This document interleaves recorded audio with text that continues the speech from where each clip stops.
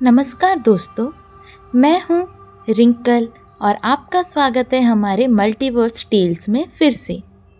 आज हम सुनने वाले हैं एक डरावनी कहानी और इस कहानी का नाम है अजीब सफ़र। तो चलिए शुरू करते हैं इस खौफनाक सफ़र को। ये कहानी है अन्य की, जो एक सफल बिजनेसमैन था।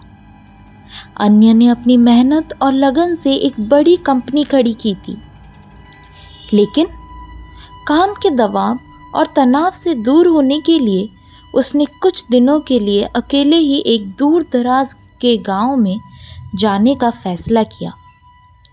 उसने अपने पुराने दोस्त रघु से इस बारे में बात की, जिसने उसे एक शांत और सुंदर गांव का पता बताया।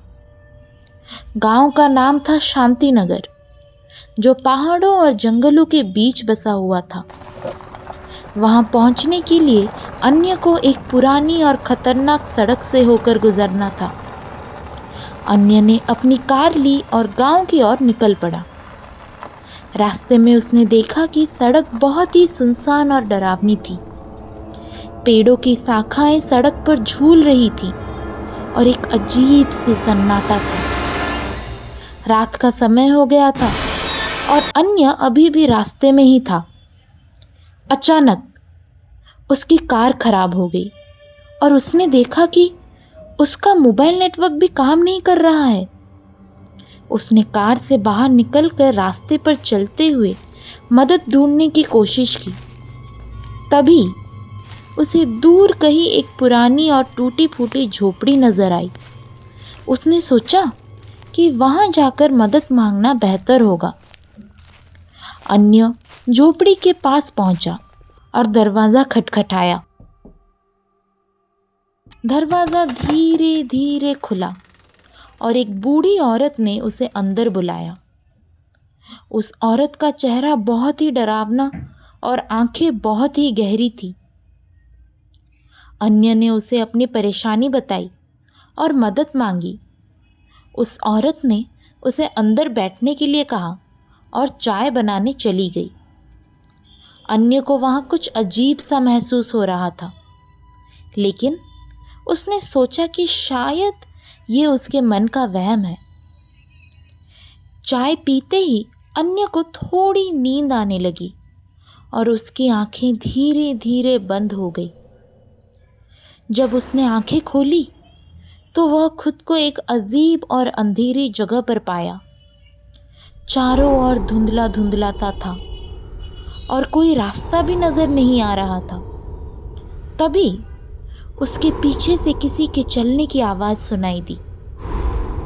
उसने मुड़कर देखा तो वह बूढ़ी औरत खड़ी थी। औरत ने कहा, तुम यहाँ क्यों आए हो? ये जगह तुम्हारे लिए नहीं है। अन्य ने डरते हुए पूछा, मैं कहाँ हूँ और आप कौन हैं? औरत ने जवाब दिया, तुम अभी भी उसी झोपड़ी में हो, लेकिन तुमने एक भयानक गलती कर दी है। ये जगह जीवित लोगों के लिए नहीं है। अन्य को कुछ समझ नहीं आ रहा था कि वह क्या करे। उसने जल्दी से वहां से भागने की कोशिश की, लेकिन उसके पैर जैसे जमीन से चिपक गए थे।